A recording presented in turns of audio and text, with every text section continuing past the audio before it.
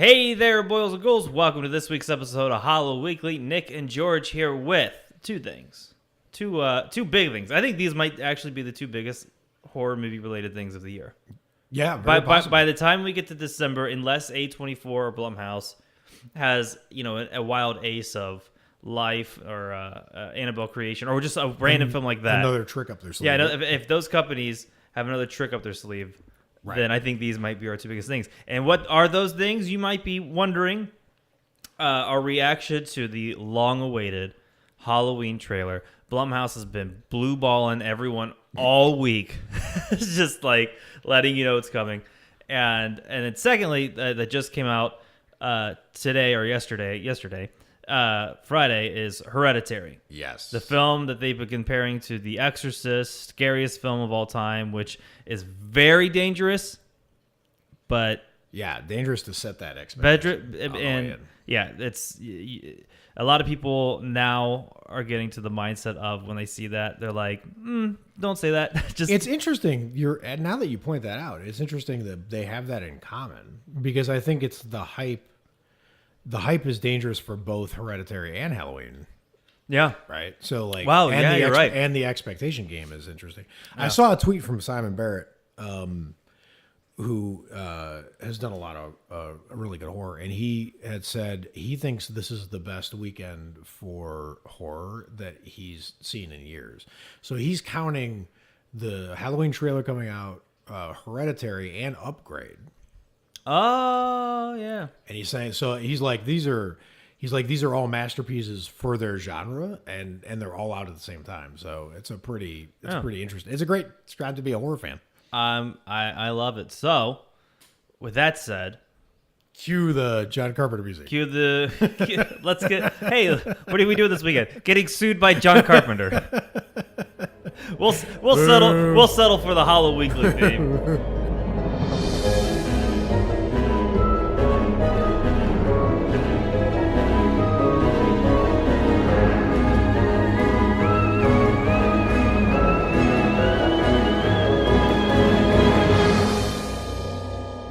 While you're here, head on over to iTunes, subscribe to the show, give it a 5-star review, or head on over to Spotify, hit the green follow button. That way we make sure you get all these episodes when they come out on time, on the new day, being a Monday. Absolutely. So you never miss an episode. And your parents have already done it. Your grandparents have already done it. So you should do it. It's Hereditary. Well, you're going to like us. Even if you don't do it, someone's going to do it to you.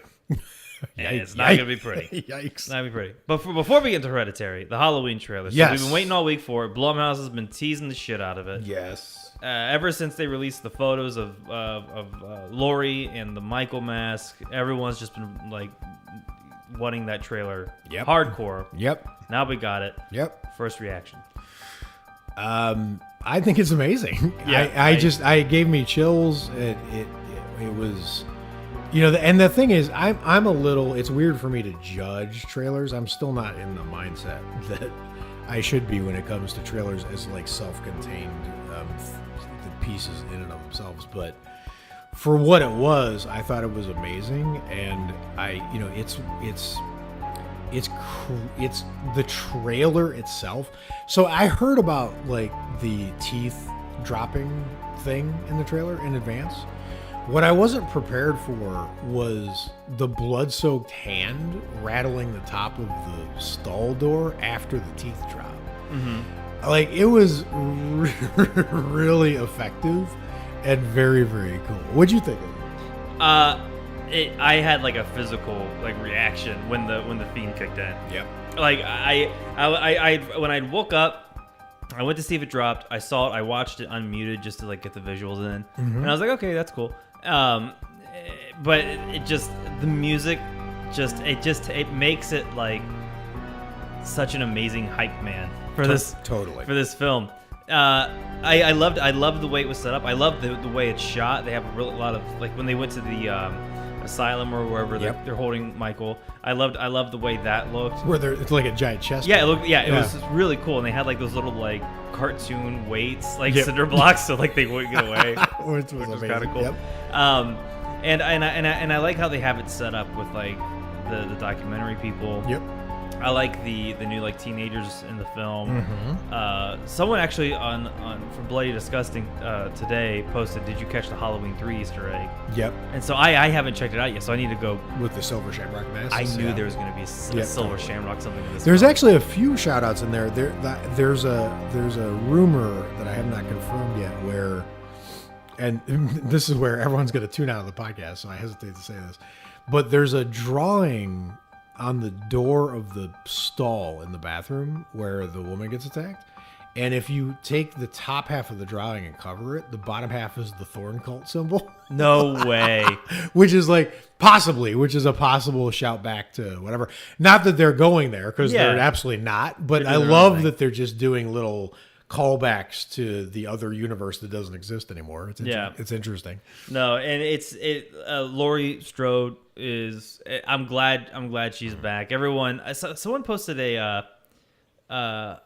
I think it was John Squires from Bloody Disgusting. I think he posted a thing where people were saying like, yeah, she's going to be this real badass woman. And Jimmy Lee Curtis was like, Laurie was never badass. Right. She was a nerd who eventually chalked up to do, the thing that she thought she couldn't do. Yep. And I really like that. So I'm curious to see, knowing that that's what she says now, how Laurie is going to be in this film, because you did that really cool post of Dr. Loomis holding a gun and then Laurie holding the gun. And I thought that was cool. I'm real excited to see how that plays out. Passing the torch to I think that's going to be absolutely fantastic. Laurie becomes Loomis. Michael putting the mask on felt good. Just the way his posture. Mm-hmm. It looks like he still has the same confidence, but age has set in just a little bit. So he looks a little hunched, but he also looks super confident, which is weird because it's expressionless. Blah yada yada. I don't think we know about Michael. But just seeing how it looked in that trailer gave me so much confidence that he's going to be terrifying. See, that's really interesting and we were just talking about this with Alex. Was that I think of Michael Myers as the icon of the major icons that's the most sort of omnipresent and watchful, right? There's so many scenes of him just in the background still and not moving, and he appears and disappears, and when he moves he sort of glides. It's a little bit ghost-like, it's a little bit elegant, right? And there's a move that he makes in the frame of the doorway in the trailer, which is a direct callback to the move he makes when he steps into the top of the staircase in the original. And it's the same, it's graceful, but it's menacing at the same time, right? And I think that's why I dug the poster so much of just his face, but it's so simple, but it's the angle. So when you think of Michael Myers is always watching you, a lot of people forget that the first movie ends with those cross cuts to the different houses and then Michael breathing over him, sort of like he's everywhere. And if you look at that poster, he's looking down and to the right, kind of the way God would be looking down at you from a cloud or something. You know what I mean? It just implies height, and it also implies watching, and it applies a little bit of he gets to decide your fate from that position, right? Yeah. And just so simple, but it was so well done, and the trailer maintained that kind of ominous positioning for him, which I think is amazing. Yeah, and there's still some characters we haven't been introduced, when they're in the car, you hear the little kid yell, "Dad, stop!" and he stops, sitting all the other inmates in white, which is a creepy as fuck shot. It felt. It reminded me of the "Got a Light" episode. Totally. Twin Peaks. I just imagine those people coming up to my car window and being nope, I'm driving off now. Nope. Please leave me alone. And then Laurie shooting all this stuff. The reaction of her seeing Michael in the window, if they did Rocky, I guess they're doing it with Creed 2, where I think Creed 2 they're talking about Ivan Drago, or Ivan, is that Drago? Drago, Ivan Drago. I'm thinking of the Harry Potter guy. Ivan Drago's. I think he's going to be training the Russian person, while Stallone trains Apollo's son for Creed 2. So that it almost felt like that is what that is. It's the two titans rematch, right? Yeah, seeing each other. It was also and in true Halloween, the real Halloween tradition, it's the little details buried in there that are that are super creepy, and those little details, those little touches, which is something that Hereditary is also really good at, is kind of what made the trailer for me too, because I didn't catch it till the second time I watched it, but that scene where she shoots, and I think it's Michael in a mirror, because he's sort of like, it doesn't nothing happens when the bullet hits except for the glass breaks, right? But if you look to the left, there's someone in that damn house 2 rooms over watching all this happen in a room that's kind of like blue lit. So like while she's staring down Michael to the right and shooting at him, there's someone looking out the windows to the left. And it's those little details, because that's my first memory of Halloween as a kid, is that music kicking in and then feeling like you can't go anywhere and be safe because something could be hiding anywhere, because there's so many like hidden in the background shots of Michael. Like he's sort of there, like the famous, going down the sidewalk and then he's behind the hedge, right? Like that kind of thing. And this trailer had some of that too, which is just golden. Yeah, a lot of people are online are saying like I'm not gonna watch any more trailers. Like they got enough out of it. In fact, I had a buddy of mine said something like, it's typical Hollywood trailer. They give away everything. I was like, give away everything? You don't know that. Like you well, the closet thing might be a giveaway if it goes in the movie exactly the way this is. I think it's possible that Michael in the closet isn't the Michael, that it's someone pranking them. Yeah, it could be a million things, but still, you have zero idea. Right. But the closet jump scare is spoiled if it goes in just like that. That's the only thing that I felt like was really give it away. Yeah, but it's one moment in a movie. Because trailers have to be entertaining in and of themselves. Yeah, but it made Jenny jump like a motherfucker. I mean, Alex jumped too. Yeah, it was good. And we had just watched Scream the night before, so like we were like into like the killer, like the slasher movie vibe or whatever. But I love it. Are you scared of the boogeyman? No, you should be. Yeah, like her line delivery is so good now, and she's confident. And I mean, we won't know until we see the film, but just the Lori no longer being scared, just like it's sort of like when a friend calls you who like you want to talk to on the phone, but not really. So you're like, I'm busy. And then all of a sudden, like you feel bad because like you haven't seen that friend in like years and years and years. They keep calling you. And then all of a sudden you're like, all right, I'll just call him. Like that confidence, that's the confidence she has. It's amazing. It's absolutely amazing. And the only thing, to be honest with you, is, and I saw a couple of you online saying it, and I felt it when I watched it, there were some Rob Zombie-esque moments in there. Like the teeth brutality thing is pretty Rob Zombie. The bathroom assault itself is a little bit Rob Zombie, since that straight out happens in Halloween 2. And then to me, it's weird because there was also like the angle that the bus was shot where Michael escaped from. Yeah. And that kind of just his incarcerated and then escaping thing. It's interesting because I'm reading a book on Halloween, and it was talking about how one of the strengths of the movie, and one of the reasons it doesn't date that much, is because it's so urban legend-ish. It cobbles together stories of like the local haunted house and the escaped mental patient, and which is the famous like the Hook, urban legend, right? So you have these things, and I think the escaped mental patient thing is built in. They can't get away from it. But I think I might have been a little disappointed that we were doing that again. And I think it's just because I felt so burned by the only part that in Rob Zombie's Halloween 2 that resonated with me turned out to be a total fake out, which is the whole hospital attack scene that didn't really happen. Yeah. But that was initiated with his escape from the ambulance. Remember, where the two guys we hate with the bad jokes, right? Like whatever. And I'm like, wait, are we doing this escaped like from the bus thing again? Like, man. But the way he recovers his mask makes all up for it. So we're totally good. Yeah, I want to see all of it now. Yeah, I'm gonna watch all the trailers. So I did have a great idea though. So this eliminates every other Halloween film. Yes. Right. So it's just besides the first. Yes. Yeah, it's just gonna be this one and this one. Correct. I thought, how cool would it be if somehow, I know like different companies own different Halloween films, sure, whatever, but how cool would it be? This is just an idea. Spitball an idea here. What if they made the other films different tellings of the Michael Myers urban legend throughout Haddonfield? So like Halloween 4. Totally. and then that way, like, sort of make sense of the Yeah, other films. fuck yeah. Because I was Don't like, they show Halloween in Halloween 3? Yeah. Like, doesn't the movie Halloween exist in the Halloween exactly. 3? So make Right. all these other fucking films. movies in the universe. Yeah, of- movies in the universe of kids like telling their tale. Like some kids I hope like, they do because I think it's a great idea. Some kids like, hey, what if we made a reality TV show? And some kids like, I don't know. But then he tells the rest of the story, and you're like, well, fuck, we got that movie.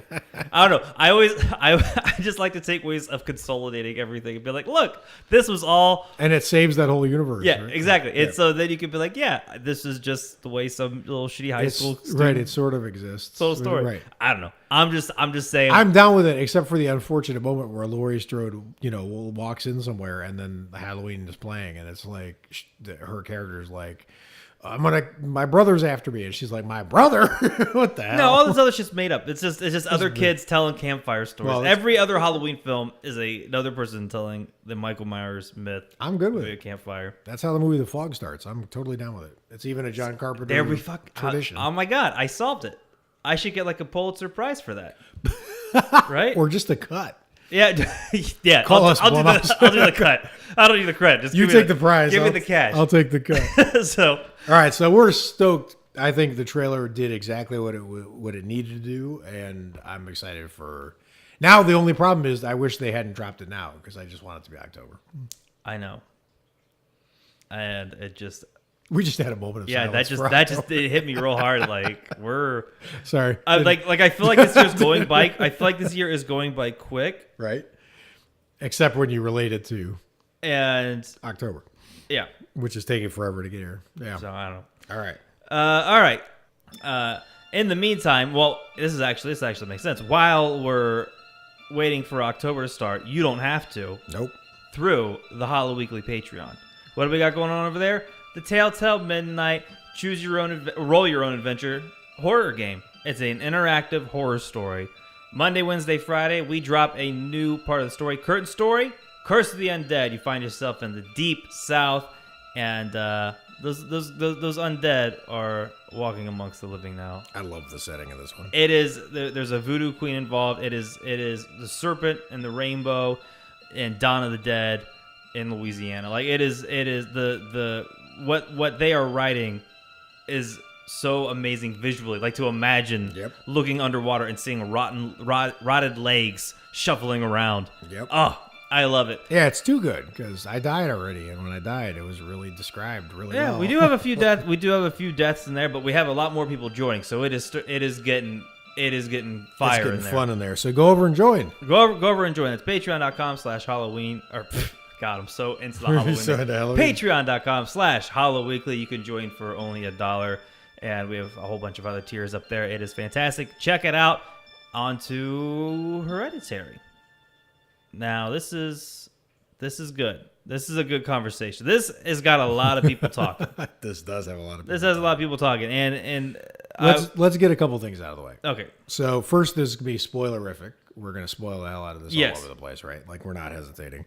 And second, just for anyone who hasn't caught up to this yet, so Hereditary is a movie that just came out. It's from A24, who brought us things like The Witch, It Comes at Night, and the synopsis to this, the really brief one. This is the shortest one I've ever found for something like this, especially considering how complicated this movie is. You ready for this? Don't blink, you'll miss it. When the matriarch of the Graham family passes away, her daughter's family begins to unravel cryptic and increasingly terrifying secrets about their ancestry. Dun, dun, dun. That's it. I love it. I love it. Everything about this film I love. Even the opening with an obituary. Mm-hmm. It just well, I guess we'll just walk through the film and let's go through it. Like, because this film just grinds you down. Yeah, it's so this. I mean, but it's weird because even though it's exhausting and intense, it's entertaining and strangely funny in parts. Like Yeah, there were there's- parts where I felt I was the only one laughing, but I still felt like No, there's a few moments of awkward tension that had to be laughed off. Mm-hmm. Which I think is part of its genius, where it's just so weird, where you're just like, oh, that's weird. Okay. Yeah, but and then there were parts that were just like genuinely so like huge spoiler, but it. Oh yeah, this whole thing's gonna be spoilers. Yeah, so it's yeah, kind of hard to talk about it without spoilers. Well, we could, but we're not going to because it deserves to really be dived in. Dived. This movie deserves like I think that's if more than one. Yeah, deep explication to it. So here's the thing: there's a character in this movie who I think it's the mom, an older lady who turns out to be pretty pivotal to a lot of the evil happening. And they find a picture of her, and the picture of her, I could not stop laughing. The picture of her is like at a party, and they're showering her with like chocolate gold coins or real gold coins or something. And she's just got her hands up with this huge smile on her face. And it looks like someone just like won something on a cruise ship. Like she was like, woohoo! And they were like, look, she's in this evil cult. And then the picture of her is like winning karaoke. And I was like, the picture is hilarious. This film at the end, I was imagining if you had to do this film as a children's book, it would be called Grandma is a Cult Leader with like really really cute drawings. That's a dark children's book. But yeah, that's if I had to describe the film via a children's book, that is how I would describe it. Makes sense. So this movie really hit you. You really liked it. Yeah, and we haven't stopped talking about it. And it's so funny. I just watched a thing with David Lynch, or he was trending for something not that long ago about. He's like, nobody cares about your immediate social media reactions. He's like chew on it. And so like I wanted to like sit on the film for a little bit. So we sat on it for about a day. Yep. And it just. I saw comments on Reddit saying like when I got home I had to put on The Office to go to bed, and because it terrified him. And we sort of did something similar. We watched random. This is gonna sound like the most pansy thing in the world, but I will admit it because that's who I am. We watched Alfonso Cuarón's A Little Princess. Yes, which is actually a fantastic film.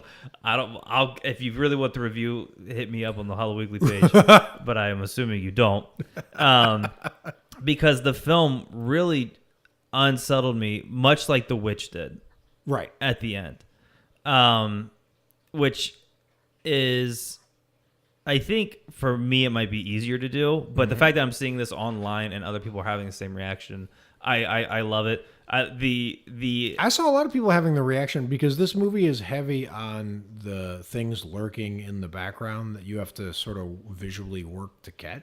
Yeah. And any movie that does that well, when it's over, you're like looking in the corners of your own house. And the last film that did that for me, when I rewatched a few scenes, was looking in the background for shit that was happening was it, because they did have a lot of stuff happening in the background, which I thought was great. Yep. And I love when films are sort of they're like a visual mystery. Yep. And you can't actually focus on one thing. Right. Which I think is on top of the story grinding you out and the characters grinding out, the cinematography is it's like LeBron. It's putting you on the court all 4 quarters.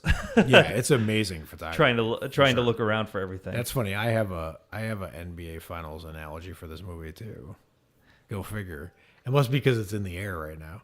Because is it going to be with the Cavs getting swept in the last round? It is because the ending of this movie is giving me a lot of trouble, which we've for now. I'm going to go on the record right now that Nick thinks I'm going to come around. I think you'll come around to it. I really think if you could do it for Jacob's Ladder, you can certainly do it for this. Totally. But the way this movie felt to me was that it was a playoff team just doing great job round after round, the whole regular season, the opening of the movie, the middle of the movie, doing a great job, and then just doing great, and then it gets to the end and it's like the Cavs, it just got swept. This is the most interesting part of the movie is that this is the first time I think we've been split decision on. I love this movie. Well, that's what I'm saying. But we both love it. You love 3/4 of it. Yes. But I love all 4. I love the whole thing. Yeah, we do disagree in totality about how good it was all the way through. But I still think it's an amazing movie. I think it deserves to be seen in a theater. I think the people who made it deserve to be supported. And I think it's going to end up being, especially after talking to Alex, I think it's going to end up being one of the more memorable horror movies made in the last half decade, right? Which is meaningful in and of itself. But so when this movie opens, so we meet this family, they're already in some distress, right? They're not getting along that great. They're in a pretty dark place already, just from the jump, right? From the way this movie starts. But as the movie begins to unfold, the families are the main family, the Graham family. They've lost the mother, right, or grandmother, mother, Tony Collette's mother. We get a great funeral scene, which I really liked. And one of the things about this movie that I think is really well done is, without overdoing it, it salts in a lot of Easter eggs or things that you'll catch on a second or third viewing that you're not going to catch on the first, that become meaningful. So like Toni Collette's eulogy about her mom, I feel like almost every sentence in that becomes meaningful backwards. Like once the movie's over, if you go back and you listen to what she said at her mom's funeral, all the things she was saying have like very specific meanings that you didn't know on the way in. Like when she says, "Wow, there's a lot of faces I don't recognize here." Oh. Like there's a reason that that's happening, right? When she says my mom was very secretive and she kept parts of her life compartmentalized from other parts, like that's definitely true. Grandma is a Satanist. Something, right? Exactly. So like, it did a really good job of setting it up, but making it feel natural. It wasn't like tee hee hee, I'm hiding this here and then you'll find it later. It was, this is what a possibly grieving, I'm not sure she was, but a grieving daughter would say at a eulogy, but there are also going to be double meanings involved with this, right? So that's sort of the movie kicks off with them in mourning. We get introduced. Toni Collette's the main character. She should win an Oscar for this performance, like no doubt about it. She's amazing. But her hobby / career is making miniature versions of environments. Yeah. Right? So this is cool. And leads to some... And creepy. And creepy. And leads to one of my favorite running gags in the movie, which is the phone calls she keeps getting from the gallery where she submits her artwork. Oh, yeah. Where they're like, yeah, we know you lost like all your family members, but TikTok... Yeah. When are you going to get done with your project? Like, are we going to postpone the showing? Like, whatever. So she's under some pressure, right, from this happening.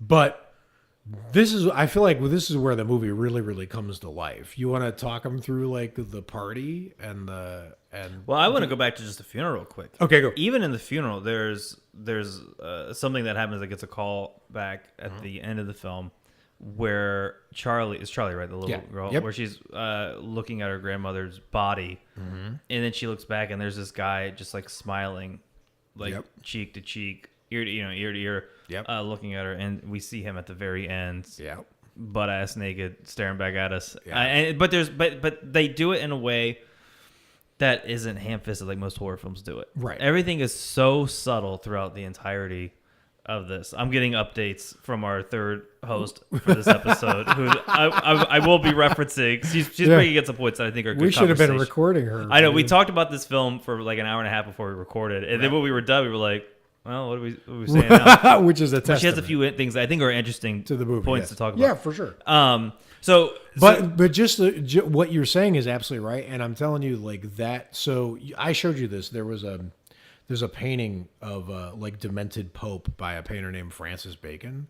where the face behind the scenes is all kinds of wrong, right? Mm-hmm. And this smiling guy, when you see him near the end of this movie, that is, if you freeze framed it, it's worse than Valak.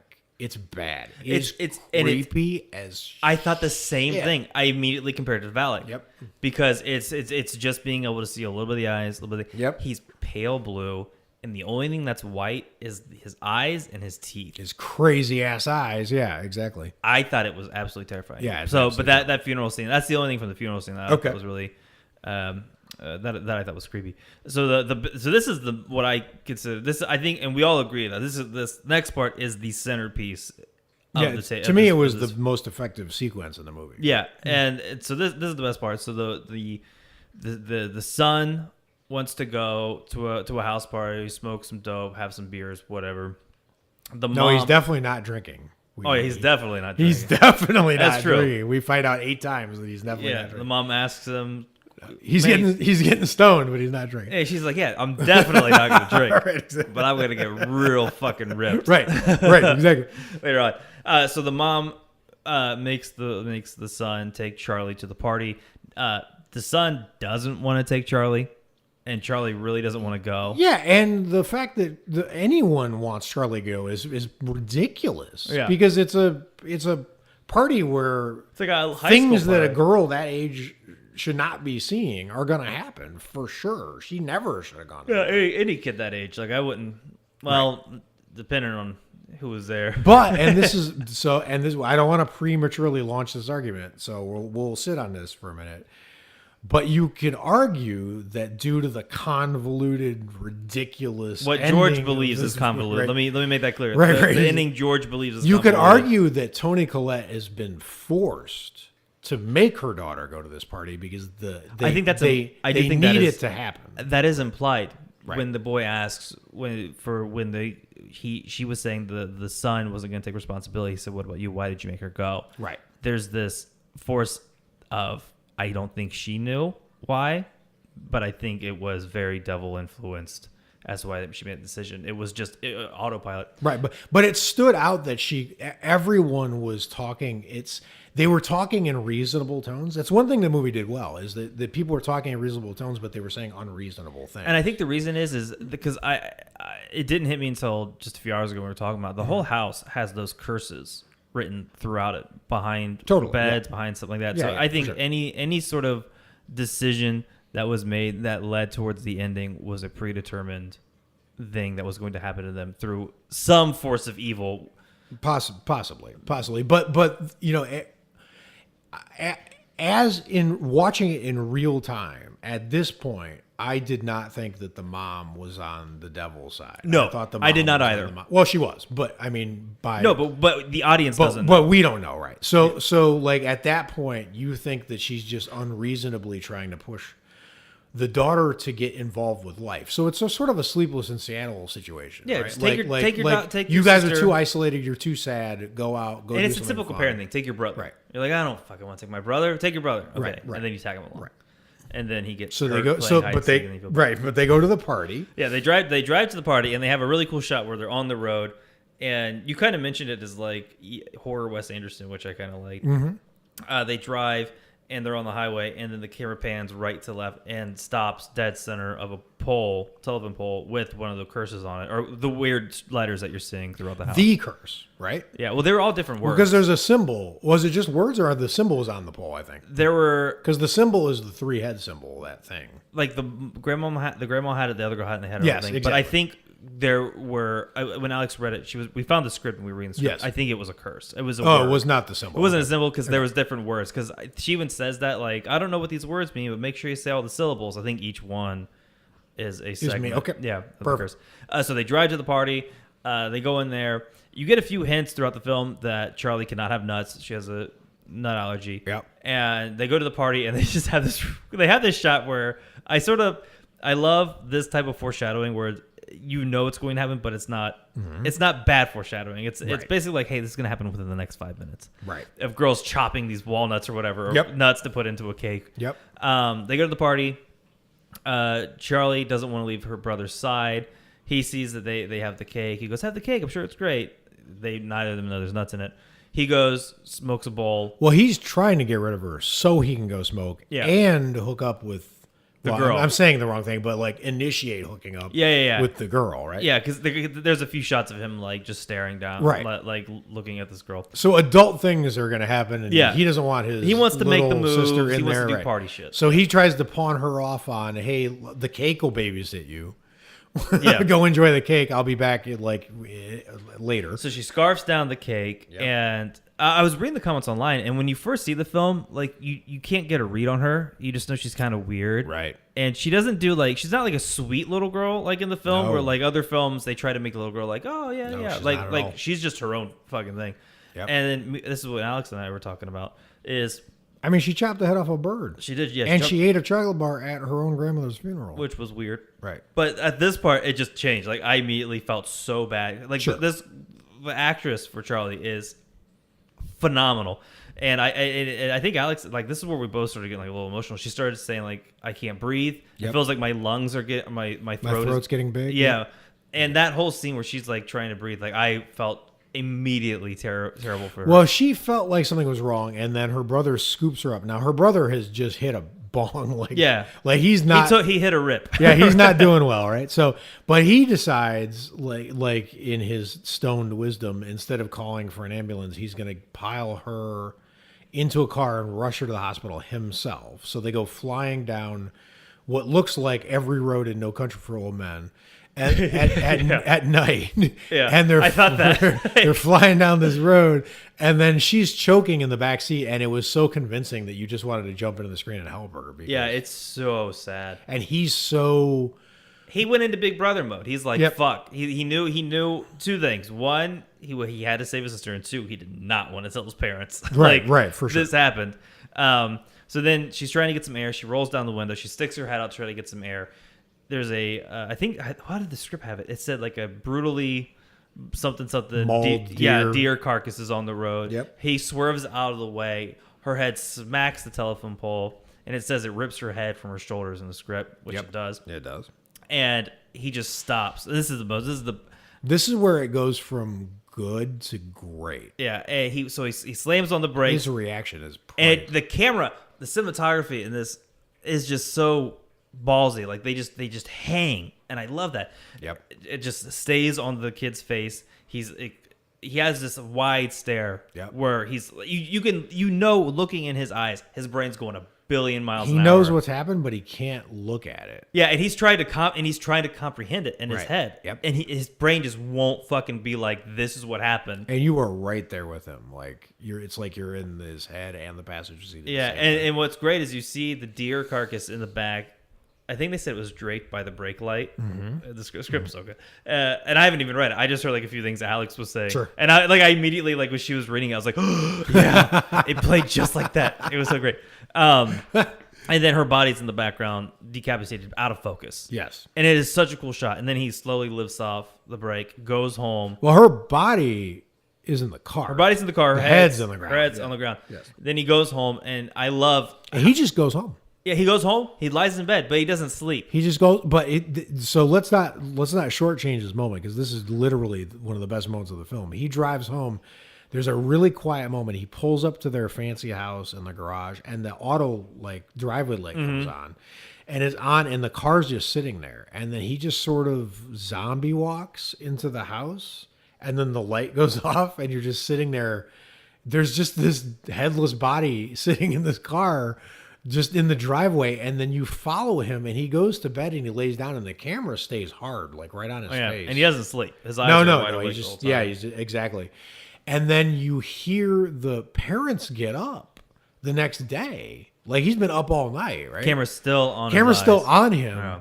and the parent, you hear them like, "I'm going out. I'm going to go buy milk. I'm going to do whatever." No, it was like, I'm going to get some balsa wood or something. Yeah, whatever. And then she goes out to the car, and that's when she just lets out this blood curdling, totally real, I just found my headless daughter in my car scream, and your heart just breaks. Like it's. And then her scene when she's on the floor losing it. This is the only time in a movie. This is what I was just telling you, when I had to pull like a Last House on the Left trailer. Because her acting was so convincing, and it was brutal. She kept saying things like, "I can't breathe. I just want to die," because she had just lost her daughter. That moment, I was going, all right, so these are actors acting out a scene. There's a whole fucking crew standing behind this camera, like trying to hold in their farts. Yes. Yeah. Like that's the first time I ever had to do that shit, because it hit so fucking hard.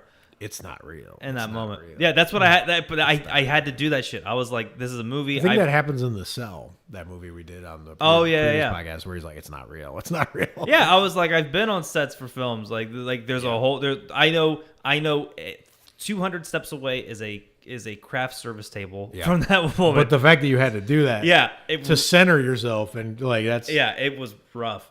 Yeah. So that's like that is the centerpiece of the film. That whole scene. Oh, and then the shot. This is my favorite shot. Is child coffins freak me the fuck out. Yes.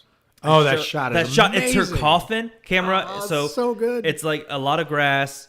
Yep. Maybe 30 feet, you get the coffin, and then the mom's just losing it, but everyone else around her silent. As the coffin lowers, the camera from like a little distance away lowers down to it and goes down past the grass to the dirt. Into what seems to be a dug grave that you're in over here, while she's lower down into one. Yeah, over it there. just. It's a great shot. It was really I love that shot. That's probably my. I think it's the most beautiful shot. I don't think it's the scariest shot. I mean, those are two separate things. No, it's obviously. definitely not the scary shot, but it's unsettling because, I mean, it's the only time I've seen a POV shot where I'm like, wait, stop! I don't want to go here. You know what's funny is watching it. I love that shot, but part of me still like thinks of like when cartoons do it. You start to see like dinosaur bones, like a T-Rex. So I was like, I was waiting for like a dinosaur bone. That would be amazing. But that was another funny moment. That was in the Hereditary, the comedy. And so this is now. So now after this part, this is where the family starts to break down, and I love watching them just slowly, like it's like the family was already perforated, but now you're just sort of like one little notch at a time pulling them apart. And the dinner scene that came afterwards, which is the first time, I think. I don't think you actually see the son make eye contact with the mother until they have that confrontation. Yes. He always has his head down. He won't really look at her. And I love shit like that. Yeah, he has a panic attack while he's like trying to get high with his friends. Yeah, I absolutely love that. And I'm trying to remember where the part. Fuck, where did that? I'm trying to think of where it came in with the kid when he started crying. Holding when he lost it. People were making fun of his crying at one point in time in the film. Oh yeah, was that before or after? No, that's way later. He does have a hilarious crying moment though. And what's funny is I actually thought that. Well, we'll get to that scene later. So, anyways, the dinner table scene, yes, which was fantastic. This is where like at this point in the film, there's like an occult devil cloud coming in, and like it's gonna hit your town in like 10 or 15 minutes. This is that part where like the sunshine's gone away.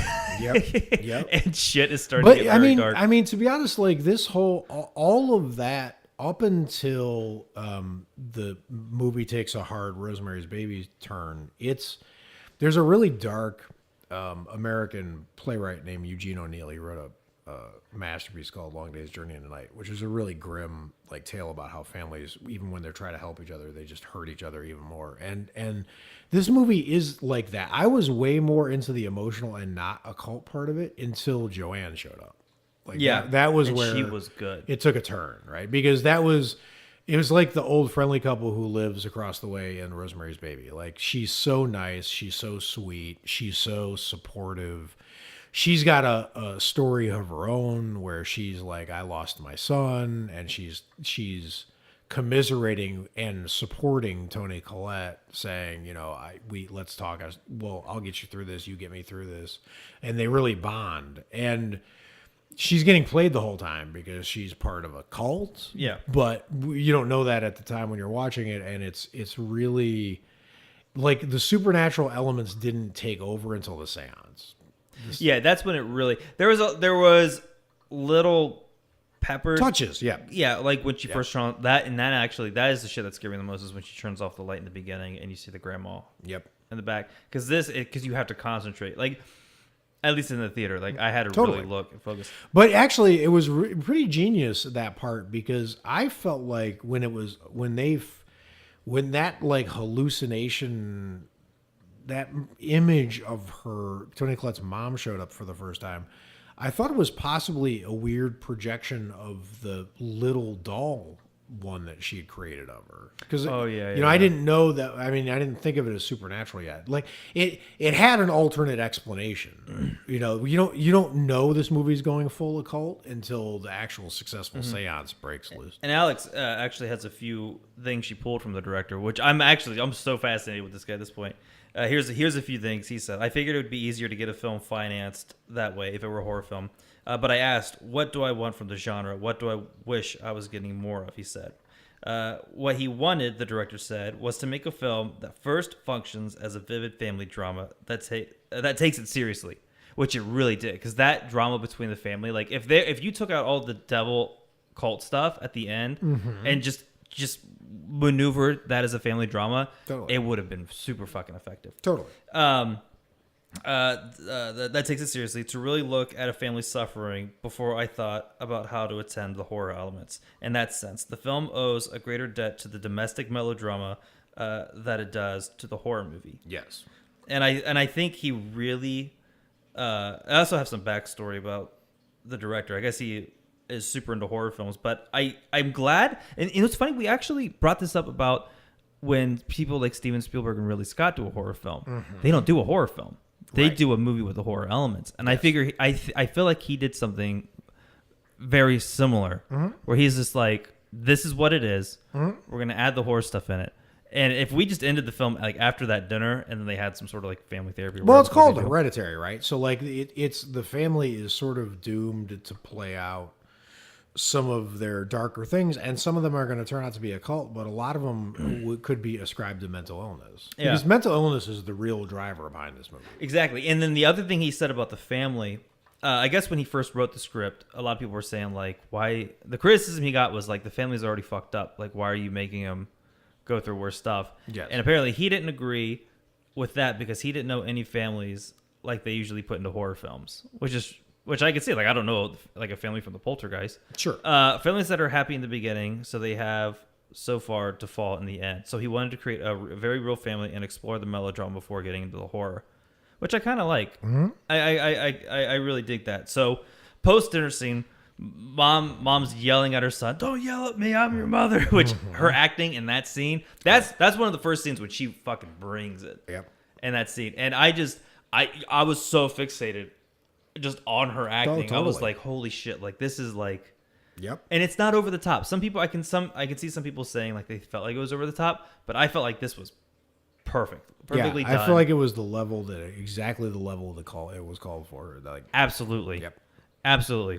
And Toni Collette, like, let's give her all kinds of credit, because just saying someone's acting is good is like whatever, and her acting is amazing, but the specifics of it are that she comes across as super real and authentic in a way that weirdly reminded me of Ripley from the Alien series, but like the domestic version. You know? And that was her at her best, which is part of why I had such a fucking problem with the way it ends. But but in that moment, she was doing a real communication with a very problematic son, and a lot of people writing a mom character would be shielding the son from that. Like the mom would be taking all of the blows and the pain or whatever. But I mean, part of her little speech to him was like, you're a fuck up. Yeah. Right. Like she was pretty real about, she was too real. At some points. But she sold that totally perfectly. And the father was good. He was just he is a complete non-entity who does nothing. And he did it. He's great. Gabriel Byrne was great. He acted it great. But that character was like literally a suit on a hanger. He was very much like, I don't want weird shit in my life. Yeah. He didn't do shit. Can we close the window, please? Right. I mean, they did a seance where they contacted his dead daughter, successfully contacted his dead daughter, and he had no interest in doing it again. Because he's dull as a fucking brick. I think it freaked him the fuck out, which rightfully so. Yeah, but he didn't act freaked out. He just acted like... he was sort of just like, well, that's weird. Which is fine. I think that's exactly the character that they meant to write, is that he was very reactive and very kind of pulled into himself. And I think he had already chosen in his heart his child against his wife, right? Yeah. So he was just trying to hang on, even though he knew that there was a fissure that no one was going to cross. He was just trying to pretend it wasn't there and kind of sew it together a little bit and like pretend it wasn't. He's like, we're fine. Yeah, we are fine. A normal family. Right, exactly. We're going to make it out. It's like putting makeup on a scar. He was just like, I'm just going to keep patting this motherfucker. Yeah, you're not fooling anyone. We see the bump. Right, exactly. So the next big beat after this would probably be the first seance. Yes. Which I thought was... Well, there's the great... I mean, we can't go through all this chronologically because there's so much meat on this bone. This is a very complicated movie. But basically, the Joanne character comes in and she insinuates her way into Toni Collette's life, right? She does it through like a grief counseling circle, which is another really real amazing scene. And then she sort of... And she relates it to her. She's like, I don't want to talk about it. She goes, I lost my son and grandson. Yeah, totally. But then she manufactures a way to bump into her in a parking lot at a place, and they're both dealing with grief, but she's like, Toni Collette's like, you look amazing. You look not depressed. You look so cheerful. And she's like, yeah, my whole life has changed. I figured out how to talk to my grandson. I think it's her grandson in her story. I don't Yeah. Or it's her son. I can't remember. It was either or. But she's like, I can talk to him and let me show you how. So she takes her back to her place and they do They do one thing where before she walks in, she has the doormat. She goes, my mom used to make doormats just like that. Yeah. She's like, oh, that's weird. Yeah, which is totally like signal. Like, yeah. Like Jenny was in the theater with me, and she turned to me and she's like, "I don't trust this lady at all." I mean, the floor mat was a giveaway, but yeah. But what was cool here was that when they do the seance, and again, I'm going to argue one of the merits of this movie is that it had what I'm hoping were semi-intentional and not just unintentional funny moments, because I thought this was actually one of the most hilarious moments of the movie, and I was the only person laughing in the theater, which is awkward, but I thought it was hilarious because they're having a full-on seance and she's communicating with her full-on dead grandson, and Toni Collette has a freak out during it. And the lady, Joanne goes, "Oh, I'm sorry. Oh, okay, we're gonna pause." And then she looks up in the air at her dead grandson who's in the air, and she's like, "We're gonna take a pause." Yeah, we're gonna take a like pause. she doesn't like we would do this podcast, like taking a break, we'll be right back. And then she just turns on the lights, opens the curtains, and like her grandson like floats away, just like floating on top of the fridge, like just on pause, right? Like, let me know when you want to. Which was hilarious. Because Toni Collette can't handle the intensity of this, but obviously the implication is that Joanne's like, I'm going to teach you how to do this. She gives her the words for a ritual, the occult page to read off of, gives her the instructions on how to do it. The weirdo instruction that when you do this ritual, your whole family has to be present in the house. Fingertips touching or hands touching. Right, which doesn't, right. So then she tricks her into going and doing the seance where they contact Charlie.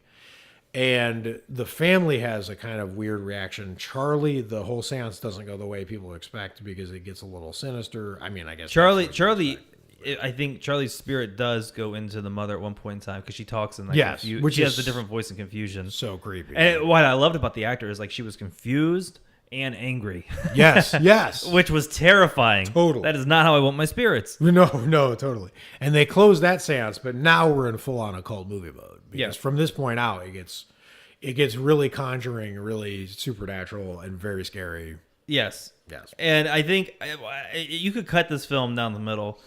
You could either do the front half as a family drama, right, and it's fantastic, or you got the last half as a pure horror film, and I think it will be either or would be fantastic, which is why I think marrying the two is. Which is where you and I are going to disagree as we wind up. But well, so no, to be clear, this is where we disagree now. Yeah, cool. And then you'll eventually get it. Yes, exactly. Here in the next few years. Right, exactly. All right. So this is where we've had the most conversation is the occult demon stuff. Yeah. What do you want to deal with before we get to the end, where my real problem is? Like, there's a lot of scary shit that happens post seance to the end. Are there any things you want to give shout outs to and call outs to in those moments? I thought there were, just real quick, I thought one of the really effective things, and you see this in the trailer, so it's sort of given away already, but there's an interesting like switch that happens where there's a book that becomes integral to the plot. Yes. And then she tries to burn the book and realizes that whatever happens to the book seems to happen to her. So it's sort of a voodoo kind of like, motif. So she sets the book on fire. It burns along its spine. Her arm catches on fire. She puts the book out. Her arm goes out. And her arm's on fire for a long time. Yeah. And then she tells her husband in a really touching moment that she loves him, that he's the real love of her life, and that she also loves their child, and that the only way I put an end to this is to burn the book, and she needs him to burn the book, right? Yes. So she keeps telling him over and over, you have to burn the book. Please, you be the one to throw it in the fire. He doesn't do it because he's full of horse shit. Yeah. And so she just grabs it and throws it in the fire for him, so rendering that whole conversation moot. And then as soon as the book goes into the fire, he goes up in flames, like instant spontaneous combustion. Like he's just torched, right? Which is a great shot. Someone on Reddit was like, it's funny, he was cold from having the window open. He was always cold. He was always trying to keep them warm too, which is interesting. Oh, yeah. Remember he was like, it's cold up there. Yeah, exactly. Wow, yeah. Exactly. and the heaters in the treehouse and whatnot. Yeah, if it gets too cold, come back down. Yeah, I'll well, warm he's you not- up. Yeah, he's not cold anymore. He's a fire log. So he goes up in flames. I mean, I don't know if this is like you give shout outs to whatever, but already that piece of the puzzle doesn't make a lot of sense to me. The only thing that I can think of at that point, besides the fact that none of this matters and all of them are puppets and they were all doomed and they had no chance and all their struggles are pointless, is the fact that because either she's in on it and she's setting up and she knows he's going to catch on fire, right? Or she's not in on it. And she thinks when the book goes into the fire that she's going to catch on fire, right? So there's only two ways to interpret this. So let me just backtrack a little bit Yes. because we talked about like you didn't like the opening shot how it went from the dollhouse into real life, and I liked that in the sense I liked it visually. you didn't like it. I thought it was a intentionally. cop out as because it automatically sets this as a when we show you something. If it, in my mind, it was the filmmaker saying, if it's a choice between it making the movie consistent or like make sense, or I get a cool shot, I'm going to choose cool shot and sacrifice any kind of rule or logic to how the movie's going to go. And I disagree. I think what that shot indicated was that the people inside this house are pawns. They are going to be played with. Totally. That's the whole thing. And then I think that covers your base of one, it making sense visually and in the other way because they were also well, it doesn't cover anything because it makes it sadly what I thought, which is that Hereditary, they're all doomed and nothing they do matters and they had no chance. There's a moment in Clash of the Titans when the gods are playing chess with humans. So like they move a piece and the human down on Earth like runs forward and they do like whatever. So that's basically what that shot is what you're saying is they're all kind of little dolls in little houses being moved by big hands, right? Yeah. So I get that. I just don't like it because I don't want it to be that because then there was no point to them ever fighting. They were always screwed, right? Which I resist. I resist. And that's something that you bump on. And that, for some reason, I really enjoy that idea because it goes into Sam Raimi's one of Sam Raimi's rules is you have to suffer, and I like the idea of you guys are broken, you're not going to work together. Totally. And so this is what's well, their suffering is endemic in horror movies. That's the point, right? But like when you're suffering in Jaws, you either figure out a way at the end to shoot the shark and make the shark blow up, and then you swim back to shore, and then you take your scars and you move on with your life, or you don't and the shark eats you. But it wasn't predetermined that the shark was going to eat you, right? So, but you're also comparing a wild there's a animal difference to between the suffering and it being predetermined that you had no chance. Well, at any kind of even small victory. But right? nobody has a chance in Paranormal Activity. There is no, and this is what I talked to Alex about, there is no Van Helsing that's going to come in and save you. I honestly haven't seen any of them, so I can't. Like, basically, no one has a choice. Like if this demon wants why would to, this like that? Too? Why would the demon want, if this demon wants to fuck you up, like, good luck. Like, that's, right. That's about all because you have. like the Warrens go up against Valak, right? But it's not predetermined they're going to lose to Valak. Yeah, so I see, so what you're getting at is you sort of want what I wanted in Paranormal Activity. When I see people fighting these ghosts, I'm like, well, if we get the darkness, how come we can't get the other side? Right. Why can't we have someone come in and try to fight these ghosts? Which is what I think I initially want as just like which is why I love the comic book films. Sure. But I also really like this. It's almost sort of like a more fuck you, No Country for Old Men ending, where it's like, why does this happen? You were home. This is the wrong. You can't go up against this person. And I sort of like that because when it comes down to it, it's not about like, yeah, if you use your heart, you can beat evil at the end. Like it's not sort of that. And right. What I like about this is the director had the intent of this is how you're going to feel.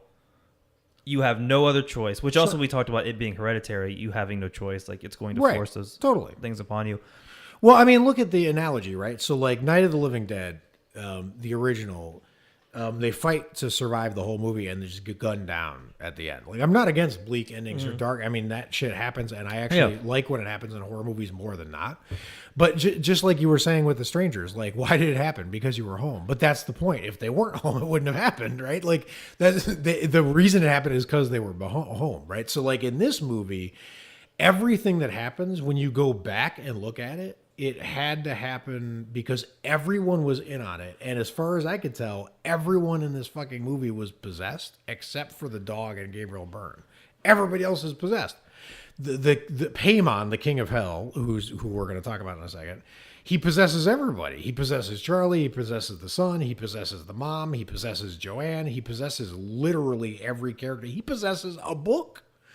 He's literally in a book at one point. I mean, this guy is literally like the ultimate party crasher. He just possesses everybody, which I think is ridiculous and convoluted. But anyway, the point is, I like my devils strong. The point is, like, that. I mean, Pazuzu's plenty strong, right? But he's in one person at a time, and he doesn't jump from. That's what actually. I'm glad you said it, because that's one of the things that makes the impact of the way The Exorcist ends so powerful.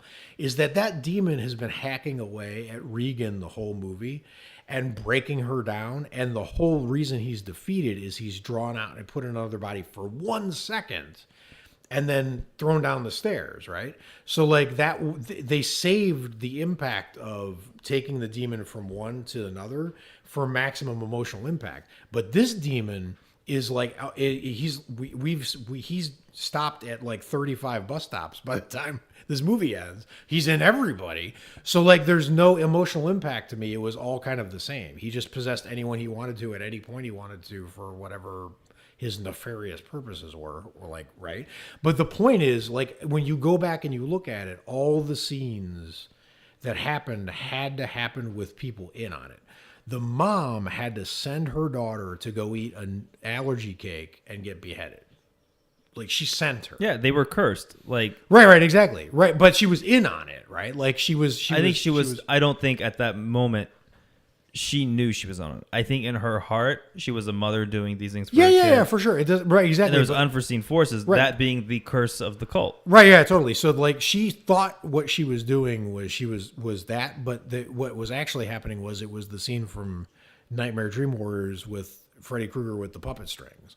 Like, he was their path was already Paimon written. was like, now you will send your daughter to go. They were dead before they left at the party. Yeah, exactly. They had no chance, which is like whatever. So, yeah, exactly. But you know, when you think about how that sort of plays out through the movie, it means that. So I get the hereditary part, but what's really interesting to me is, and this is something that horror movies love to do. And I think it's part of the reason why I tried not to pay attention to school, because I felt like maybe I knew this in advance. But school loves to teach you things that are metaphors for the bad things that are about to happen to you. This has happened in every horror movie. Like, they're sitting in class, and whatever lesson they're teaching in class, they were like, and then they were all doomed because fate stepped in. So they're teaching the play Oedipus by Sophocles, right? So in the play Oedipus, he's the pawn of the gods. He's being manipulated to a dark end, and he gouges his own eyes out at the end of the play, right? So this all sounds very familiar to what happens in Hereditary, right? Like, literally, this writer was signaling to you that he's doing the modern horror family drama version of ancient Greek tragedy. And in ancient Greek tragedies, you had no say over your own fate. You were the pawn of the gods, right? That's not accident that this plays in this movie, right? I just hate that shit. So it's just a person. It boils down to it being just a personal. Yeah, well, I mean, no. I have aesthetic reasons why I'm against. That are still, they're still personal. Paimon, I'm not a robot, but it's the Paimon, the eighth god of hell. I have my own separate problem with. Yeah, well, I have my own problem with Onslaught. I think it's a stupid character should have never been written for comic books. I don't know who that is, but it's like Professor Xavier and Magneto formed into one. And they can send you wherever you want. It's basically you. What you're upset is that they made an OP character.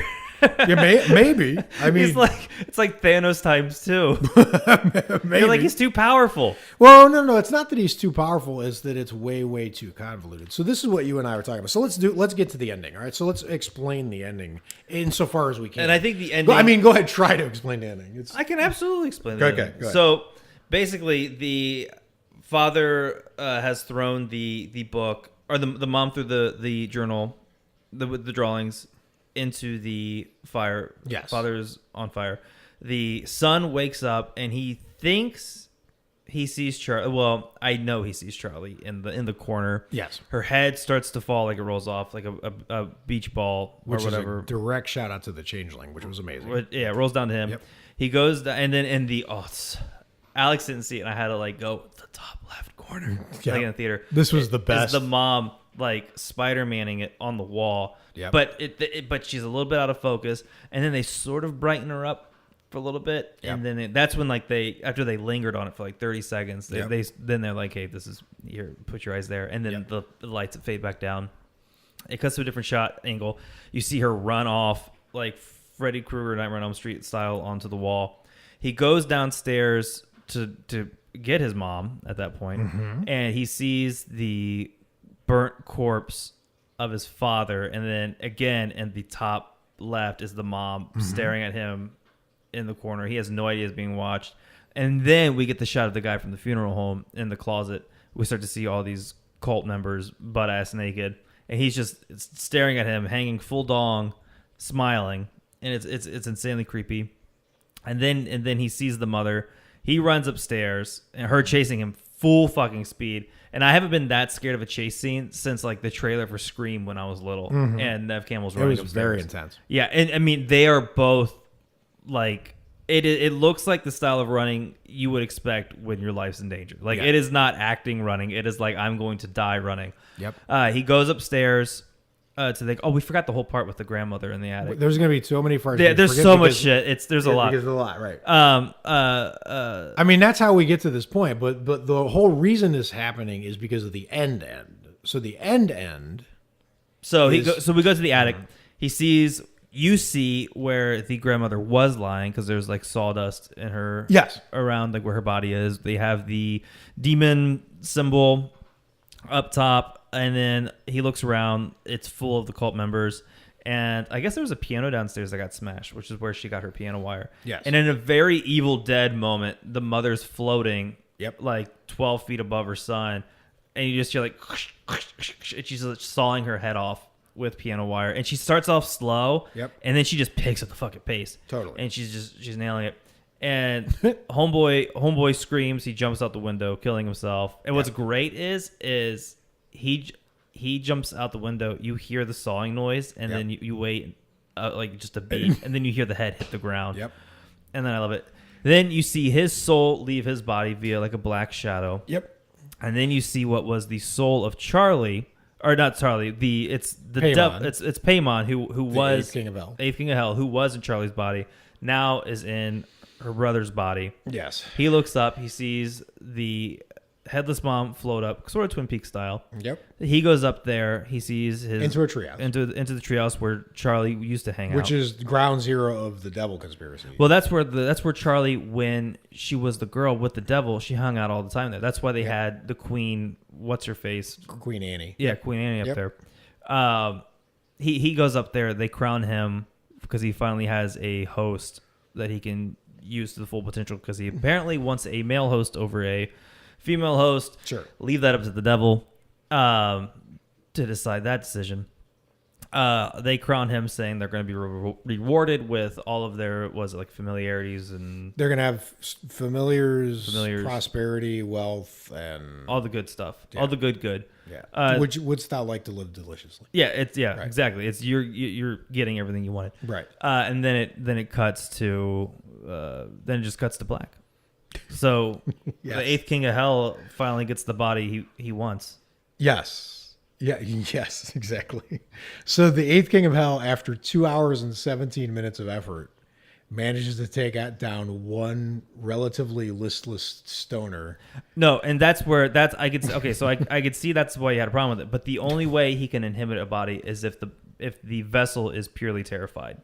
Otherwise, he can't just be like, I'm the devil, I'm going to incite it. Like, you have to open him up emotionally. Okay. So you have to absolutely terrify someone. It's sort of like when you go ghost hunting, I just say, don't follow me home. Sure. Like there's certain things you have to do. Like they can't Sure. just follow you home. Sure. So part of his thing is you have to be absolutely terrified for him to fully Right. in to go inside your body. Totally. All right. So back up for a second, just so that we can break this down real quick, and then we'll be done with this. Okay. So, at what point in this movie that we see Charlie, are we seeing Charlie? And at what point are we seeing, when we see Charlie, are we seeing Paimon? All right. So I got. Do you think? No, I got answers. Okay. Excellent. Okay. So the quick examination. Charlie is the little girl. So the grandma was the leader and founder of the cult. Yes. And they needed a host for Paimon. Yes. Originally, the grandmother wanted to place Paimon into her own son, Annie's brother. Yes. But he killed himself before Paimon was able to take control. So the grandmother's next plan was to place Paimon within Annie's son. But Peter was kept away from her as a child.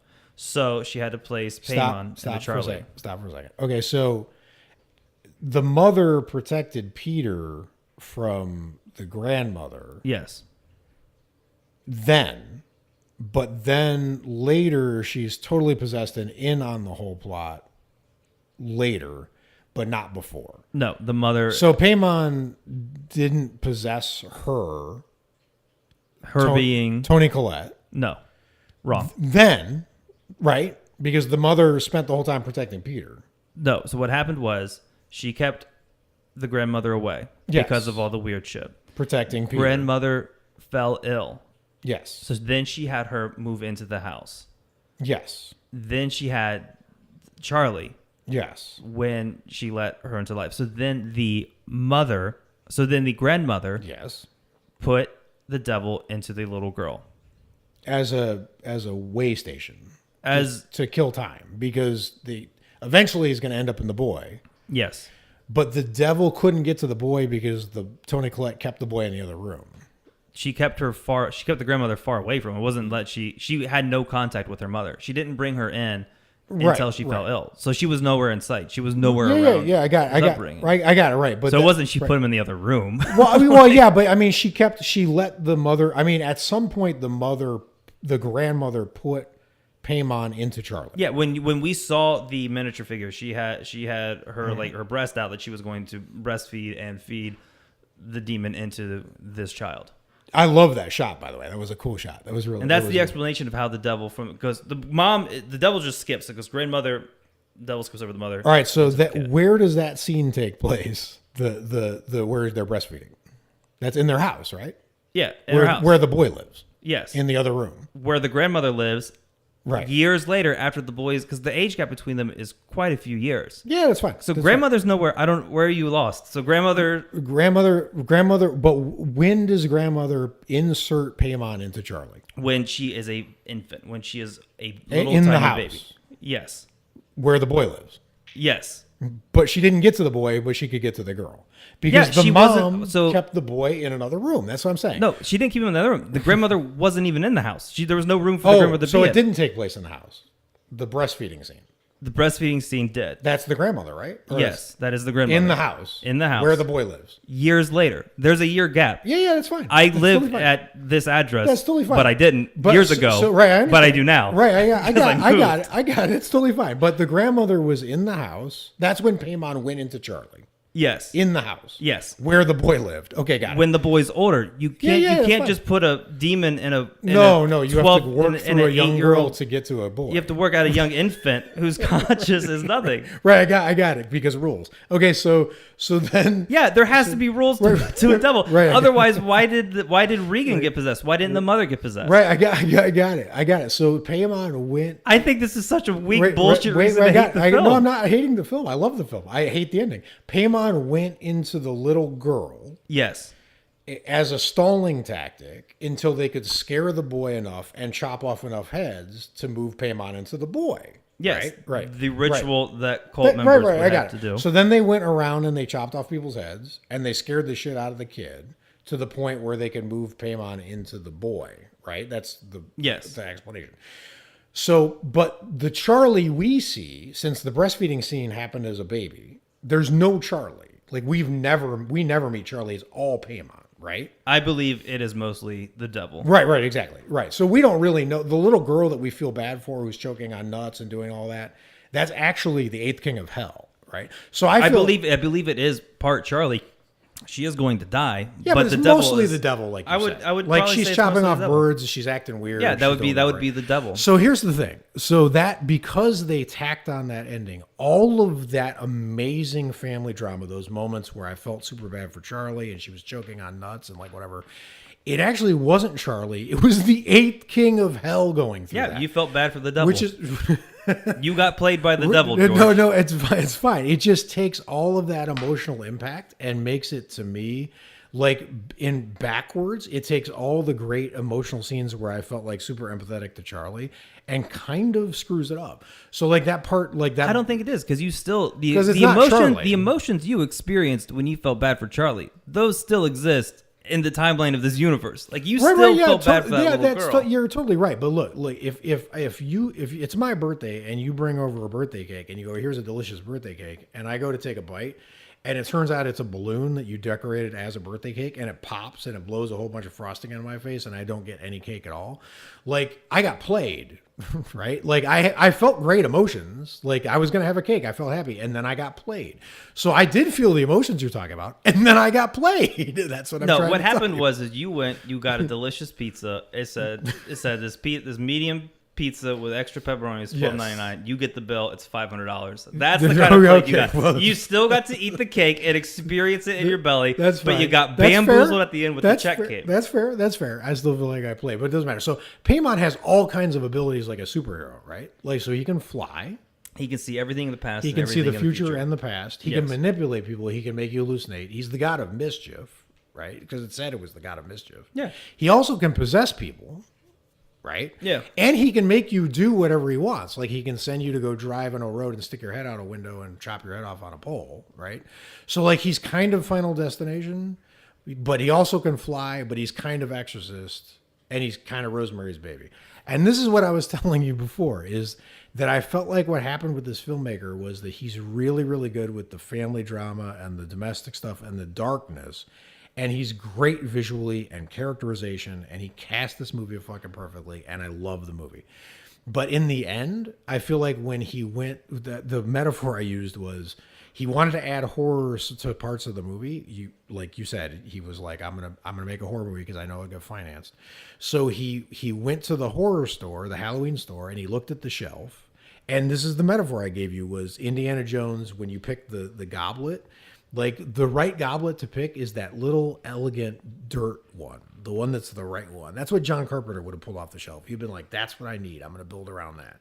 What this guy did was sweep his arm across the entire shelf and go, I'm taking all of this. I'm taking possession. I'm taking this. I'm taking that. I'm putting it all in there. And at the end, I got Paimon, who's got 30 superpowers. He's the 8th king of hell. And his plan was to possess everyone in the movie to end up in one stoner loser because... No, first of all, that analogy is not right because saying he swept and put everything in there, like that is just possession. That is ghost. That is the occult thing. When you pull the occult off the shelf, it's like when you get chili powder. It's not just chilies. It's chili, salt, and all this other stuff. Okay, that is what that seasoning is. Fair enough. So you've seen The Witch, right? Yes. What powers does Black Phillip have? Apparently everything. The Witch. I think if you go back even further, in the movie, demonstrated in the movie, what powers did he have? I think he controlled more things than we see in the movie. Like I think he somehow convinced that family to get out of that town so that he could recruit the daughter into hell. No. I truly believe that's not sustained by the movie at all. There's like in the movie. But why does it? It doesn't have to be. In the movie, the dad is arrogant. And he thinks he can make it on his own, and the devil picked him off like a predator takes off the wildebeest that's lagging in the back. Like he didn't convince him to do it; he picked him off because he did it. Right? That's. But the witch in this is so apples and oranges. Like, well, yeah, that's fine. But you said when you pull the occult, you get all these things. But like in an occult movie, like in Rosemary's Baby, they're trying to bring the devil's baby to life. That's the plot.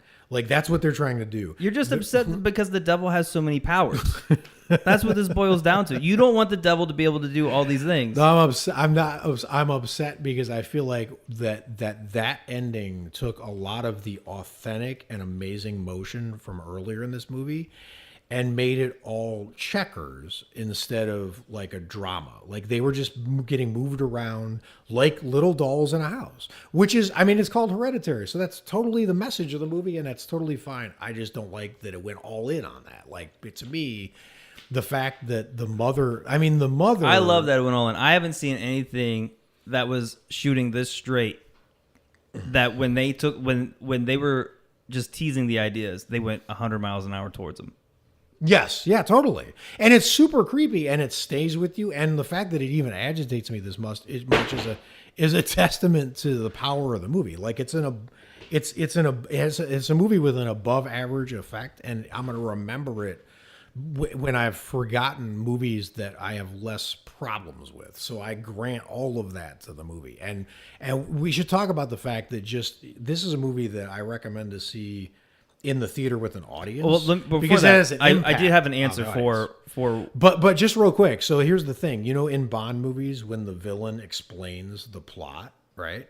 Like to me, if you inserted the Bond villain moment in Rosemary's Baby, it would be, we're going to trick this woman into bearing this baby because the baby's going to become. I have the answer to what you're talking about. If you do a Bond villain explanation of what happens in this movie, you would be here for almost the length of the movie. No, you wouldn't, because they do exactly what you're asked for at the end of the movie. Which is what? So you're talking about they wasted all this time just to get one body into this loser. Yes. At the very end, they say that this devil's. It's the bloodline, right? No. It's not the bloodline. It's his game plan. Within the bloodline, his whole game plan is to take over the world slowly. He's in no rush to do this. He has all of eternity. Yes, totally. The whole reason that takes place and he waits so long is because he's playing a long fucking game. Yes. That is probably even above the grandma who started the cult. Totally, yeah. So the whole thing with it like taking so long, they had to do all this, that, and the other. Yes. Yeah, like he knows that he is the Bill Belichick of devils. He knows what's going to happen. Belichick is the Bill Belichick of devils. So that's why I didn't. That's why I didn't bump with like, oh, well, they had to do this, they had to do that, they had to do that. They say this devil is one patient motherfucker. Yeah, totally. It's fine. I mean, if the reason that this entire ridiculous through line happened is because this devil likes to work slow, like he thinks like the turtle wins the race, I'm fine with that. I'm fine that he thinks that. I feel like it would have been truer to the actual message of the movie, which is really about the horrors of mental illness and family dynamics gone wrong. That if it had an elegant, less convoluted cult like ending where they're chanting to a guy wearing a Burger King crown. I did think it looked like a Burger King crown in a fucking treehouse, saying "Hail Paimon" to this kid with his broken little nose and his like whatever. Like to me, that I when you think about battling against, like, there are so many great moments in movies where the person internalized, like the Terminator of all things does this, right? Where he gets reprogrammed in one of them. I forget. I think it's probably Rise of the Machines, but he knows he's being reprogrammed and he turns to like the two people who are trying to escape and he goes, "I can't hold myself back. Run, get away from me." Right? Like he's fighting it. These people had no chance to fight it ever. Zero chance of that. They could not do that action, and because they never had a chance, it never had the same screenwriting cred as Terminator 3: Rise of the Machines. Oh, well, whatever. I can come up with better examples of that, but like because the same thing happens in Bram Stoker's Dracula. Well, I noticed you have a real problem with it taking place in a treehouse. No, actually, I think what's funny is, I think a lot of the problems I have with this movie are, you're a way more visual person than me. I think that the filmmaker was like, his first ethic was, is it going to be a cool shot? Which I can empathize with. And the shots of the treehouse, like, oh my God, there was an amazing shot where the son was looking across at that creepy treehouse with the heater lights on, and the red was reflecting in his eyes when he was laying in bed. That's when his mom was sleeping. It was so good. Like that kind of shit is so good. Like the treehouse was there because it was visually cool. I get it. That's fine. Well, also it was where I think I keep wanting to call him Pazuzu. Where Paimon and Charlie kind of like bonded. I think that's where not where him and Charlie bonded. I think that's where him and the grandmother bonded, because she almost had like a little shrine to the queen. Oh yeah, there. totally. You're right. I mean, Charlie and Pam are the same thing. Yeah, so I think it was right. more of just the devil, like that was his Yes. little Totally, yeah. hideout. Totally. You know, not all cults are in basements. That's very was it Antiquated, anti-cultist of you? Yeah, sorry. Yeah, I didn't mean to discriminate against treehouse, against lofty cults. Jesus, against one bedroom treehouses. But it doesn't matter. Like that's the thing is, I feel like so. But but where you were going on with the last bit, I can see like why you bumped on that though. Like I get it. Like it just felt so not true to like the bleak kind of stripped down. Like when I think of this movie, when I remember this movie and I think about what I liked about this movie, I'm gonna think about Toni Collette's scream that's off camera when she finds her daughter, and I'm gonna think about these little touches of when the family's like having really intense confrontations with each other, and I'm also gonna think about like the sadness behind, you know, when you have a family who's doing a seance and you've got all their hands, because this is the last, there's no family I've ever met in cinema that's less unified than these people. They're all against each other. They're all at each other's throats. And they have to do a seance and they have to put all their fingers and their hands on the glass to make it move. And they're so uncomfortable with each other, right? Like they can't even that scene. And Gabriel Byrne, like under his breath when they do it, they put their hands on the glass. He's like, "Oh, for fuck's sake!" Like, you know, like they can't even unify to contact their dead daughter, right? They can't even rally around that. And that sadness is like, I felt like it got in my clothes like a cologne. When I walked out of the movie, it was just on me, right? Yeah. And that's powerful. I love that. What I really believe is, so what I was reading online is that there is a 3-hour cut of the film. Yes. And that there was a different ending, the one we talked about with the eyes getting gouged out, which explains the drawings of him. With the I have a feeling that the 3-hour cut either adds more flavor that fixes what you bumped on with the occult stuff, of course, or it's way more family drama stuff. Yeah, which would either not fix your problem but give you more of the good stuff, or keep the good stuff and give you an ending. Totally. And to be honest with you, like here's the thing: 3/4 of this movie is amazing, and even the part that I don't like is visually amazing and scary. Like the piano wire scene. That I'm going to hear that sound for weeks in my head, right? Like, so even though it was leading to something I didn't agree with plot wise, the way it was executed was amazing. And this is this guy's first fucking movie, so I give him all the credit in the world. I think that's amazing, and you're probably right. I'm probably going to revise how I feel about this in the future. But mark my words. In the moment, what I was telling Alex is where I fall on this the most is that I feel like the strength of the movie was the dark domestic drama, and the weakness was making the horror element too complicated. And the movie went all well, we all agreed the strong point is the dark family drama, right? But when the movie had to make a decision at the end, it went all in on its weakest element. It was when it was time to put up the final fireworks and show you all the last burst of fireworks where we saved all the best for last.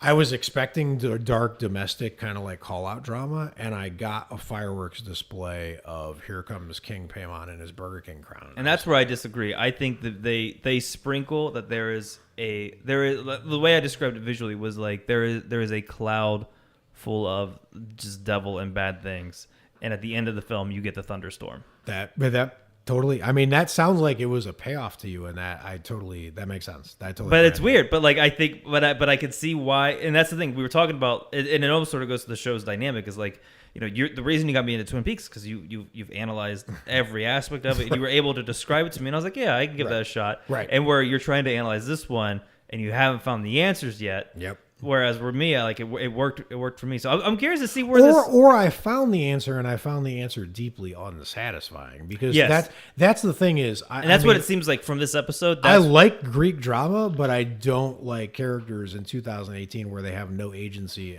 and no chance. Like I just feel like that's a cheat. Now, like I had the same problem, to be honest, with Cabin in the Woods. The way it ends is that everything that came before it was pointless because I mean, basically, I guess if you think through the lore, there might have been an alternate path, but the whole world ends, right? Yeah. At the end of Cabin in the Woods. So all of their struggles were for naught, right? Yeah. But they still made individual choices in it that they felt like were turning the tide. In this movie, the mom was on trying to protect her family until she went to sleep. And then when she sleep, she would sleepwalk under the control of Paimon, the eighth king of hell, and he would make her do everything that would work against her. And then when she woke up in the morning, she thought she was fine, but she had just undone all the stuff she was doing.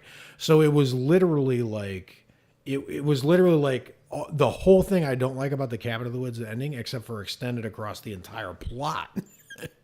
Right? Because they were all doomed from the start. So but even their individual choices, they got taken from them, because anyone who can make you eat a cake and end up at a certain locale, So if they had put with your head out the window, what if they had pulled a Cabin in can the kill Woods? you at any time they want. What if they had pulled a Cabin in the Woods and gave you the illusion of choice? Would that have changed your mind? Because No, you're at the right. end of the day, That's Cabin a in the good Woods point. That's a good point. That might have been an intellectual cop-out, and I might have been just as mad at that. That's a good point. I'm not saying this is easy. It's a hard plot to kind of fulfill, because he took on a lot. He made a really ambitious movie. I mean, Yeah. this is not Friday the 13th part 11. Well, what's funny is I'm really interested on why you're bumping it, because normally because most of the time when it you can analyze the shit out of something, and I see it online, and I haven't seen that reaction online of people being bumped on it. They're more upset with the way he cried at that one scene. Yeah, no, I haven't seen it either. I feel like everyone was perfectly satisfied, But I feel like and they're all on a happy Easter egg hunt, finding out Paimon is real, Yeah. and he does this, and he's in this mythology, and whatever. Everyone's running around. But the thing I noticed is that from what I saw online, is that people are finding individual Easter eggs, and they're putting them into because the explanation of the plot is not that hard. I mean, basically, it's Rosemary's Baby, except for Paimon is getting birthed in the kid, and then everything that comes before is a lead up to him getting birthed in the kid, right? So it's basically Rosemary's Baby, except for he's born as a 19-year-old stoner or however old this is. it could be a sequel to Rosemary's Baby, but instead he gets put into adoption and another family picks him up. I could work this in if I could figure out how to make the other Halloween films tie in. Right. I can do this. I can. No, totally. But see, that's the thing is, I'm not saying that the plot is convoluted. I'm saying Paimon is convoluted, and the plot's pretty easy to explain because it's basically Rosemary's Baby. But who's doing what where is not clear to me at all. I feel like most of the times I thought people were doing something to the book example is the perfect example of I thought that when she turned to Gabriel Byrne and she was like, "I love you so much. I love my family. I'm trying to protect you guys," that she meant it, and that was meaningful. It was an emotional moment for me. Yeah, but she did not mean it. She was setting him up to burn. You're just mad you got played. I know. Mad you got played. Yeah, exactly. I'm mad I got played. And that's fine. That's an emotional response. I'm mad I got played. That sums it up. But it's an amazing movie. I recommend seeing it in the theater. How about you? I recommend seeing it twice. I want to check it out again. Maybe not in theater because I'll probably pee myself. But I do want to watch it again, yes. just to catch it. Our audience loved it. It was great reaction. Yeah, everyone dug it. Most of the people on the Hollow Weekly group like it. There's a few people it didn't work out for, which is fine. Not every film is gonna suit your fancy. That's what we're about.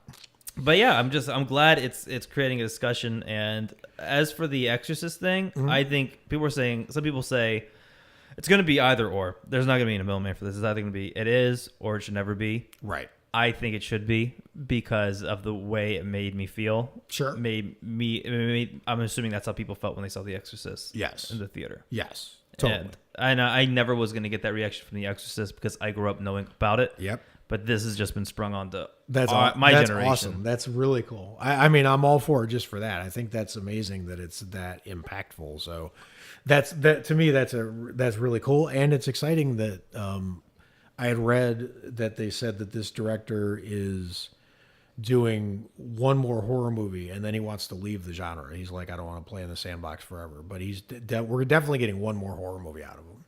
So he'll be back. Well, whatever. I mean, I'm just quoting. Yeah, they always come back. I'm just quoting what he said. Yeah. But it's exciting that we're getting another one out of him because I mean, obviously this is his first one, and if he even improves incrementally on this is one of the most impactful horror movies of years. So. Yeah, and I think the only thing is I know we talked about it a lot. I just don't want to overhype the film. I think the best thing for a film like this is just try to go into it. I mean, if you're at the end of this podcast, there's no possible way. I mean, there's a way I could do it. I could have listened to a spoiler review. You could have, yes. Just go in there. Don't expect it to be the scariest film of all time. Right. Don't, because then it won't be. No, of just course. Go in there expecting to see a family drama that has some scary shit in it. Yes. And I think that is the way you cook that recipe. And honestly, here's the thing: like we see this in the horror group and online all the time of people who they jaded themselves. This is not the director's fault. I mean, if you've watched 10,000 horror movies in your life and horror movies don't scare you anymore, that's not the director's fault. Yeah. You watched 10,000 horror movies and now you're not scared by horror movies anymore. So like people, like they get jaded themselves, but I feel like this is a movie that even a jaded person could go in, right? Yeah. Forget the expectation of the hype because that ruins everything. Yeah. But if a person went in and they had an open mind about going into this movie thinking, instead of looking for the scares, what is this movie saying to me, and how unsettling is the message behind what these people are going through, that you have a really good chance of walking out of this movie and feeling really deeply bothered. Yeah. And that's a powerful thing in and of itself. Yeah, that's something a lot of horror films these days aren't doing. And the last thing I wanted to end on was I thought this leaving the theater is what a time to be alive for a horror fan, because everyone always talks about, they were never direct competitors because they came a little while after each other, but you had like these great Universal films, then you had these great Hammer films. Yep. And I feel like this, and they were some years apart, but I feel like we are now in a time where we have the new versions of Universal and Hammer, and I feel like that is A24 and like anything Blumhouse does. Yep. And they're just throwing all this good shit at us. Yep. That I think the last half of the 2010s is going to be hailed as a great time for horror. I totally agree, and I think that's absolutely right, and I think it's also what we talk about all the time, which is I'm excited to see what kind of movies the kids who are being raised on this will make in the future. Yeah. Like, can you imagine like talented kids who grow up to be horror directors and they're being weaned on Get Out and Quiet Place and this and like they are seeing some really quality, really challenging stuff. And what it leads them to do is going to be pretty exciting. So yeah, I'm just so glad that like this is actually the funnest review I think we've done of a horror film, because it caused this kind of discussion. Right, it wasn't like I loved Annabelle Creations. Sure. I think it's a great film, but like we agreed on everything. It was like the Scarecrow was cool. It's not just the agree. I don't know if you noticed, but it's also passionate. Like you're passionate about thinking this movie is like really good. Yeah. And I'm passionate about feeling like this movie made it to the finals and got swept. But I was not as passionate about any single element of Annabelle Creation as I was like the biggest moment of Annabelle Creation, like it's whatever its biggest main plot line. I'm more passionate about some throwaway subplot in this than I was about any main story in that. Right. And I was super passionate about like the Losers Club in it. Yeah. In the remake, reboot, whatever you want to call it. So like there are movies that can I feel like I get that passionate about like whatever, but that's, to me, that was never in doubt because I already knew I loved the concept from the book. Yeah. This one took me by surprise. There's nothing because I went in expecting that I was going to see like a movie that was, as a matter of fact, Alex had said she had seen the trailer and kind of heard just a little bit. She was going in expecting to see something kind of cheesy, which is the opposite. Yeah, no way. Of what this is, right? So, but I mean, that's amazing to me is that this movie is able to level that kind of like surprise where you walk out and you feel passionate enough to argue about it, right? Like, yeah. So I think that's great. It's a much better argument to have than like which Jason mask was better or whatever. Right? Yeah. This is much more interesting to me, and I credit the movie like 1,000% for that. Yeah, it's just I was just thinking about how fun of a time it is to be a horror fan. Agreed. Like in the fact that like we were saying like, you know, the best part of Annabelle creation versus this, like we're comparing a good film Yes. to another amazing film. Like this is, it's not like we're comparing, like most people when they do this, they're like, yeah, well, what about this film versus like Friday Part whatever, Sure. and they just grab a piece of shit. We're now having to compare great horror films. Yeah, absolutely. And you know, the funny thing is, like, if you think about chess, right? Like, there's the main pieces, so the king and queen, and the rooks and the bishop. They're the powerful ones. But when you get down to like, you know, the knights early in the game and the pawns, they're not like so important. And I've played with a lot of chess sets where people don't take care of the pieces, and the pawns and they're the first things to go. The cat chews on them, or they get marked, or they lose their magnets, or whatever, right? Like when I look at the flanking movies, even those are like, I've seen some really, really great, tiny, quiet, off to the side horror movies that are like the wingmen of these movies, right? Yeah. Like there's a movie called Pyewacket we've talked about. Like I want you to watch because I think it's amazing. Autopsy of Jane Doe was recent. Train of Busan was recent. Girl with All Love the Witch. Gifts. Love Witch. These movies are like the ones even to the side of these ones that are like in the main conversation. These side movies are also just really pushing interesting edges and shining like lights into dark corners that just I love it. super exciting. It is just a, Not that it's perfect. I still think horror can do a lot better in a lot of places, especially in the written side, by which I mean books, not yeah, not movie side. You screenplays. guys, Obviously, they're doing, movies, you keep doing what you're doing. Books, right? Yeah, it up a notch. step up your game a little bit, like whatever. But I mean, it's like you said. I think it's a really, really fun time to be a horror fan, and I'm excited to see, like, as the projects roll out and we start to see like Jordan Peele's Twilight Zones and stuff like that. It's gonna be so good. it's gonna be amazing. So I love it, and thanks for sticking through our first semi-debate episode. We appreciate it. Let us know what you think of the movie. Hereditary, what your experience was, what the audience was like when you saw it, and then how it kind of impacted you. And if you can explain to me who in this movie is or not possessed, I'd appreciate it. And if you're possessed when you tell George, don't tell him. Just to further I'll get confuse- played. just God to damn it. Yep, there you go. There's Boo. there's Nope. the winner. All right. Easy. Well, until next time, watch a bunch of horror movies, stay scary, and we'll catch you on the flip side. Bye, guys.